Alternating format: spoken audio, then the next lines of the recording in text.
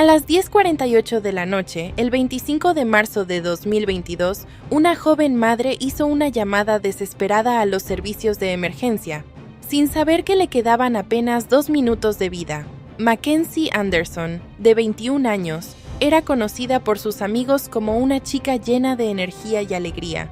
Para quienes la querían, Max era el alma de cualquier reunión. Le encantaba bailar con sus amigos hasta el amanecer, ver los atardeceres en la costa de Newcastle y compartir su vida en TikTok, Facebook e Instagram. En redes sociales parecía una joven disfrutando cada momento, riendo, viajando y explorando nuevos lugares. Pero lo más importante en su vida era su hijo de 1 año, a quien llamaba cariñosamente mi pequeño amor y mi oruguita. Sin embargo, detrás de esas fotos felices y videos llenos de vida, Mackenzie enfrentaba una lucha que muy pocos conocían. Desde los 16 años, había tenido problemas con la adicción a la metanfetamina, una batalla que la había acompañado durante años. Todo cambió cuando nació su hijo. Decidida a darle una vida mejor, Mackenzie estaba trabajando para salir adelante y construir un hogar estable y lleno de amor. Había comenzado una nueva relación y, según sus cercanos, estaba realmente esperanzada por el futuro. Pero a finales de 2019, su vida tomó un giro inesperado cuando conoció a Tyrone Thompson. Él tenía 22 años, apenas 1 año mayor que ella, y al principio parecía alguien que podía entenderla. Thompson también tenía un pasado difícil, marcado por traumas profundos. Un padre violento con problemas mentales, abuso por parte de un profesor y una infancia rodeada de violencia doméstica. Lo que Mackenzie no sabía era que el pasado traumático de Thompson le había dejado con un trastorno de estrés postraumático complejo, junto con un grave trastorno de personalidad. Pero lo más peligroso no era solo eso, sino su obsesiva necesidad de controlar cada aspecto de la vida de las personas que decía amar. Su relación, más tarde, sería descrita como marcada por la violencia doméstica desde el principio. La fachada encantadora de Thompson se derrumbó rápidamente, dejando ver su verdadera naturaleza. Su necesidad de control no era sutil, era inmediata y aterradora. Vigilaba cada movimiento de Mackenzie, la aislaba de sus amigos y utilizaba tanto la violencia física como la manipulación psicológica para mantenerla atrapada. El estado mental de Thompson era especialmente preocupante. Tenía ideas extrañas y delirantes. Creía que los microplásticos lo estaban envenenando y convirtiendo en mujer, y que estaba siendo controlado por un gobierno dirigido por las Kardashians. Esto no eran simples rarezas, eran señales de una mente profundamente perturbada, capaz de actos extremadamente violentos. Lo que hacía a Thompson aún más peligroso era su total imprevisibilidad. Más tarde, psiquiatras forenses confirmarían que, aunque sufría problemas mentales graves, no estaba fuera de la realidad en el momento de sus actos más violentos. Eso significaba que sabía exactamente lo que estaba haciendo, pero Mackenzie no sabía nada de esto cuando cayó en su red. A finales de 2021, las personas cercanas a ella comenzaron a notar cambios. Empezó a compartir fotos de moretones con sus amigos, pruebas claras de que la violencia estaba aumentando. No eran accidentes ni hechos aislados. Era parte de un patrón constante de abuso y terror. Desesperada, Mackenzie empezó a contactar con servicios de ayuda contra la violencia doméstica.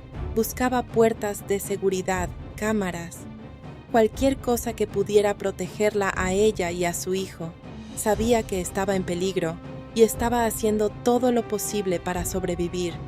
Los correos que envió mostraban a una mujer que entendía perfectamente la gravedad de su situación, pero que sentía que no podía escapar.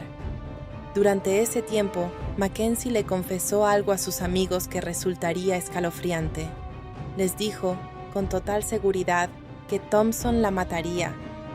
No fue una exageración ni una frase dicha en un momento de rabia. Fue una predicción tranquila. pero llena de miedo. De una mujer que conocía mejor que nadie a su agresor. El comportamiento de Thompson seguía volviéndose más violento e inestable. En octubre de 2021, finalmente fue arrestado tras agredir a Mackenzie, intimidarla y dañar su propiedad. El tribunal lo condenó a una pena máxima de 10 meses de prisión. Por un breve momento, Mackenzie pudo respirar. Thompson estaba tras las rejas. Y por un momento, parecía que finalmente estaba a salvo. Pero esa sensación de alivio no duraría mucho. La ausencia de Thompson no hizo más que alimentar su obsesión por controlarla. Mientras él estaba en prisión, Mackenzie intentó reconstruir su vida. Había solicitado una orden de protección contra la violencia, un documento legal diseñado para mantenerla a salvo. Esa orden prohibía claramente que Thompson se acercara a ella o tuviera cualquier tipo de contacto. Era, en teoría, una garantía de seguridad, pero en la práctica, no lo era. Durante su tiempo en prisión, ocurrió algo clave que cambió todo. En una apelación, su periodo sin libertad condicional fue reducido de 5 meses a solo 4 meses y 2 semanas, una decisión que terminaría siendo fatal. Lo que nadie entendió completamente en ese momento era que la prisión no había cambiado a Thompson, no lo había rehabilitado, no le había dado reflexión. Al contrario, solo había intensificado su obsesión. Pasaba los días pensando en Mackenzie, planeando su regreso y aferrándose a la idea distorsionada de que ella le pertenecía. Dentro de la prisión, Thompson también empezó a ser visto como alguien extremadamente peligroso e impredecible. Su violencia no se limitaba a relaciones personales. Cualquiera podía convertirse en su objetivo. A medida que se acercaba su liberación, el miedo de Mackenzie crecía. Ella sabía que un simple papel no podía detener a alguien como él. Había vivido su violencia, había visto cómo ignoraba las reglas, las leyes y cualquier tipo de humanidad. Lo que no sabía era que sus peores temores estaban a punto de hacerse realidad. El 9 de marzo de 2022 debería haber sido un día normal, pero para Mackenzie Anderson fue el inicio de la cuenta regresiva. Ese fue el día en que Tyrone Thompson salió de prisión, tras cumplir poco más de 4 meses de condena. Lo que ocurrió después dejó claro algo aterrador. Las leyes no siempre pueden protegerte de alguien decidido a hacer daño. Apenas horas después de ser liberado, ese mismo día, Thompson violó tanto sus condiciones de libertad como la orden de protección. La llamó, y su mensaje fue escalofriante. Le dijo que iba a ir por ella, y que la amaba. Una mezcla peligrosa de amenaza y falsa emoción. Pero Mackenzie entendió perfectamente lo que eso significaba. Y no fue solo una llamada. Thompson creó múltiples cuentas en redes sociales para contactarla. Cuando ella bloqueaba una, aparecía otra. Incluso llegó a contactar a personas cercanas a su nueva pareja intentando averiguar dónde estaba y cómo vivía. Todo indicaba algo claro. Esto no era impulsivo, era un plan, un acoso constante, calculado y peligroso. Y al día siguiente, el 10 de marzo, las tendencias violentas de Thompson volvieron a estallar, esta vez contra su propio padre. A pesar de esta clara violación de su libertad condicional y de las evidencias de que seguía siendo peligroso, se le concedió libertad bajo fianza. En los días siguientes, Thompson violó la orden de protección 8 veces. 8 veces el sistema tuvo pruebas claras de que representaba un peligro real para Mackenzie, y 8 veces se perdió la oportunidad de detenerlo. Cada violación era una señal de alerta. Cada incidente debía haberlo llevado de vuelta a prisión, pero no ocurrió. Thompson seguía libre, y su obsesión no hacía más que crecer. Durante los 6 días siguientes, Mackenzie y Thompson se vieron en varias ocasiones. Para alguien desde fuera, podría parecer una reconciliación, pero quienes la conocían sabían la verdad. Mackenzie estaba intentando sobrevivir. Caminaba en una cuerda floja, tratando de calmar a alguien impredecible mientras protegía su propia vida y la de su hijo. Sus amigos notaban el miedo en ella. Aún así, seguía diciendo algo que resultaba escalofriante: que él la iba a matar. Había intentado todo: protección legal, distancia física, pero nada parecía suficiente para mantenerlo lejos. El 24 de marzo, solo un día antes del crimen, Thompson volvió a violar la orden de protección en Berkeley Vale. El patrón era claro: el peligro iba en aumento y el tiempo se estaba acabando. Mientras tanto, el estado mental de Thompson seguía deteriorándose. La prisión no había solucionado nada. Si acaso, había empeorado su obsesión. Todo estaba encaminándose hacia una tragedia que nadie supo evitar.